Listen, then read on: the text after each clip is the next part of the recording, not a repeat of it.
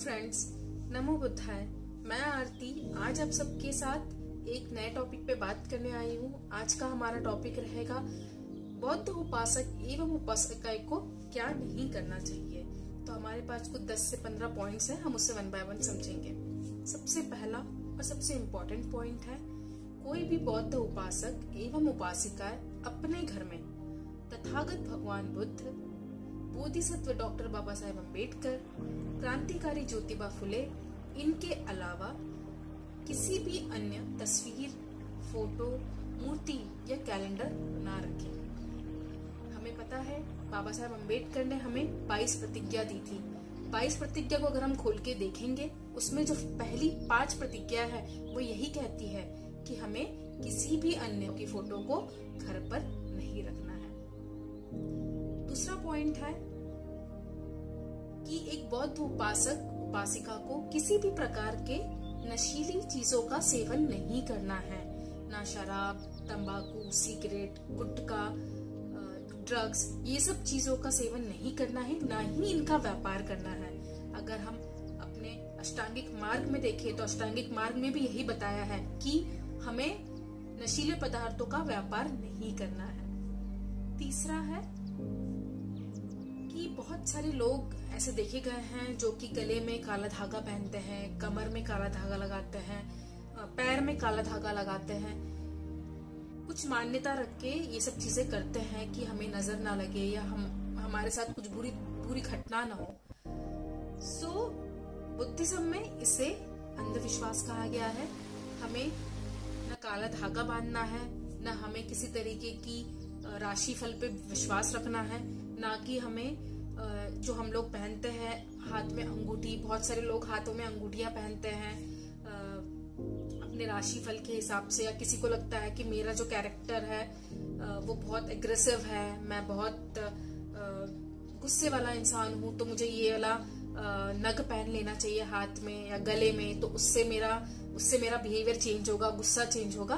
तो ये सब चीजें को बुद्धिज्म नहीं सपोर्ट करता है, तो ये सब चीजें हमें नहीं करनी चाहिए। 4th पॉइंट है, जीव हत्या नहीं करना है। किसी भी मनुष्य को जो प्राणी है, पशु है, इनकी हत्या नहीं करनी है और ना ही किसी और को प्रेरित करना है कि वह यह कार्य करे।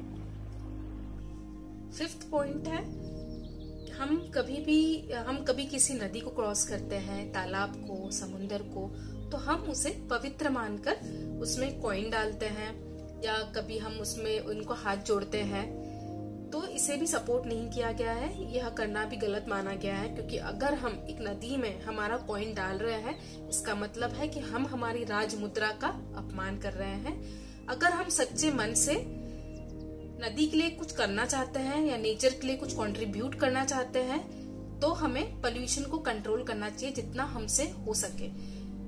हम जब भी कोई नदी के पास जाते हैं या समुद्र के पास जाते हैं, हम वहाँ पे कुछ खाते हैं, हम प्लास्टिक फेंकते हैं, हम गंदगी मचाते हैं, हम रैपर्स फेंकते हैं, प्लास्टिक बोतल फेंकते हैं, तो अगर हम ये करना रोक दें तो हम कहीं ना कहीं हमारी नदी का, हमारे नेचर का सम्मान कर रहे हैं।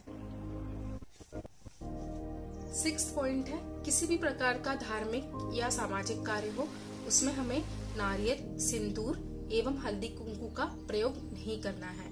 अगर आपके घर में विवाह का कार्यक्रम है तो आपको भंती जी को शील और आशीर्वाद देने के लिए बुलाना है, और कोई भी उपासक जिसने अष्टशील का पालन किया है, जो अष्टशील का पालन करता है, उसको आप विवाह लगाने के लिए बुला सकते हैं। तीसरी बात है कि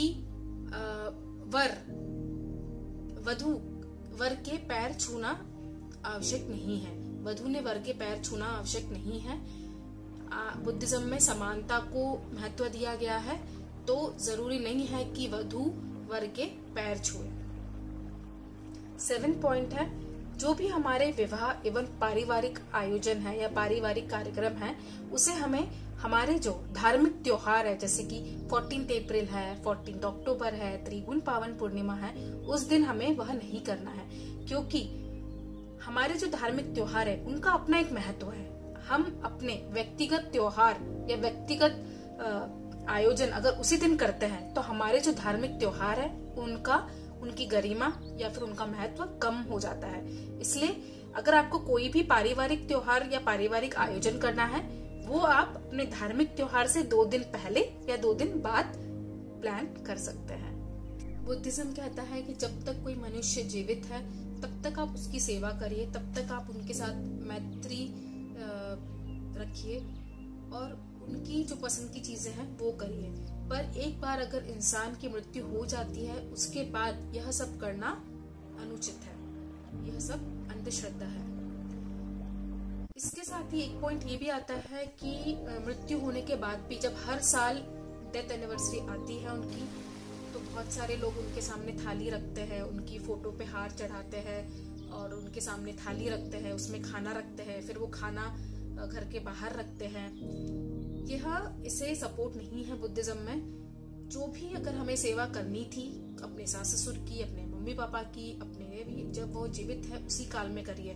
बहुत सारे लोग जब तक माता पिता जीवित होते हैं उनसे बात नहीं करते, उन्हें पूछते नहीं है और एक बार उनकी मृत्यु होने के बाद हर साल उनकी फोटो के सामने खाना रखते हैं। इसका कोई उपयोग नहीं है, इसे बुद्धिज्म सपोर्ट नहीं करता है। 9th पॉइंट है, कभी भी हम किसी विहार के सामने से जाते हैं तो हमें वहाँ पे शांतता बनाए रखनी है, या विहार में हम उपस्थित हैं, हम संडे अगर उपास विहार जाते हैं तो वहाँ पे हमें शांतता बनाए रखनी है। विहार के सामने से अगर हम गुजर रहे हैं तो गाड़ी के हॉर्न वगैरह किसी भी तरीके का नॉइस क्रिएट नहीं करना है। 10th पॉइंट है, पूजा करते टाइम, वंदना करते टाइम उपासक उपासिकाओं को अपने सर के ऊपर टोपी, पगड़ी, मुक्कोट ये सब कुछ नहीं पहनना है। महिलाओं ने सर के ऊपर का पल्लू भी हटाना है। हाथ जोड़कर, आंखें बंद करके ध्यान में लीन रहना है। 11th पॉइंट है जो सबसे मेन पॉइंट है लेडीज लोगों के लिए एवं जेंट्स लोगों के लिए, कभी भी कोई भी महिला जब अपने नेचुरल साइकिल में होती है, अपने मेंसेस पे होती है या फिर उनका प्रेगनेंसी का ड्यूरेशन चल रहा है, तो उस टाइम उनसे हमें छुआछूत का व्यवहार नहीं करना है जितना पॉसिबल हो सके। बिकॉज ये एक साइंटिफिक और एक नेचुरल प्रोसेस है, ये सभी महिलाओं को इसके थ्रू गुजरना पड़ता है, इसीलिए हमें इसे सपोर्ट करना है। इस टाइम जितना हो सके हमें हमारी महिलाओं को आराम करने देना है, उन्हें फ्रूट्स, उन्हें हेल्दी डाइट देना है, उन्हें हेल्दी एनवायरनमेंट बना के रखना है, उन्हें खुश रखना है, उन्हें आराम करने देना है और उनका पूरा ध्यान रखना है। सो आई होप फ्रेंड्स, ये थे हमारे 11 पॉइंट्स जो एक बौद्ध उपासक एवं उपासिकाओं को फॉलो करने चाहिए। आई होप आपको ये पॉइंट्स अच्छे लगे होंगे। आपकी कुछ फीडबैक है तो प्लीज मुझे डायरेक्ट मैसेज करिए। नमो बुद्धाय।